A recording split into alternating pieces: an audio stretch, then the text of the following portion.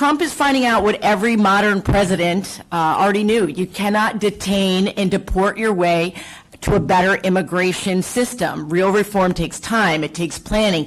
It takes, shockingly, working with Congress. And what's happening right now is messy, it's unlawful, it is, quite frankly, an authoritarian exercise. It's about generating fear.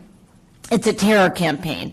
And the Department of Homeland Security, as we've talked about today, is completely and totally out of control. ICE has become a paramilitary force, and our Republican colleagues just infused it with billions and billions of more dollars so they can continue their terror campaign.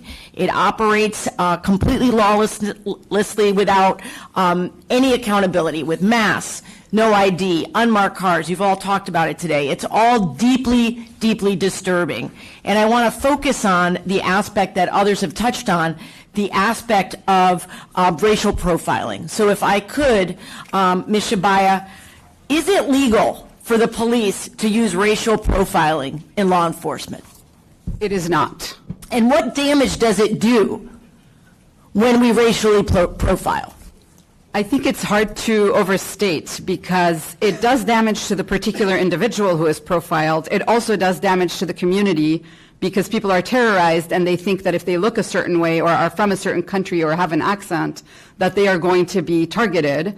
And it also does damage to the enforcement authorities themselves because the people who are engaging in this behavior are losing a fundamental and critical aspect of human empathy and respect for others. And I think that we are really underestimating how damaging this is for all of us, like for everyone, for the perpetrators and for the people who are subjected to this behavior. I am so glad that you mentioned that because that is something that I've been thinking about in earnest in the last few weeks. We are not just dehumanizing these immigrants, these migrants, these people seeking refuge here, these people who are seeking asylum. We, through this process that my Republican colleagues are enabling, we are dehumanizing the people who are perpetrating the violence on these people. They are losing their humanity. They are losing their compassion and empathy. And this is something that has happened the world over, right? This is not a surprise. This is what happens. People forget their own humanity, and that is to the detriment of all of us. I see that my time has expired. I cannot thank you enough for spending the time with us today. We're not letting this go. We're not letting it go. I yield back.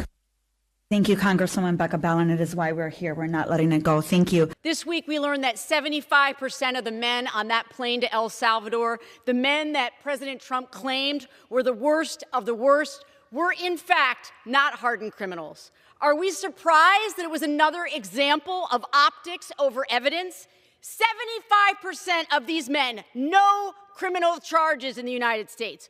One of these men, 31-year-old Andre Hernandez Ramirez, who was snatched off the streets, put on a plane to El Salvador to rot in prison.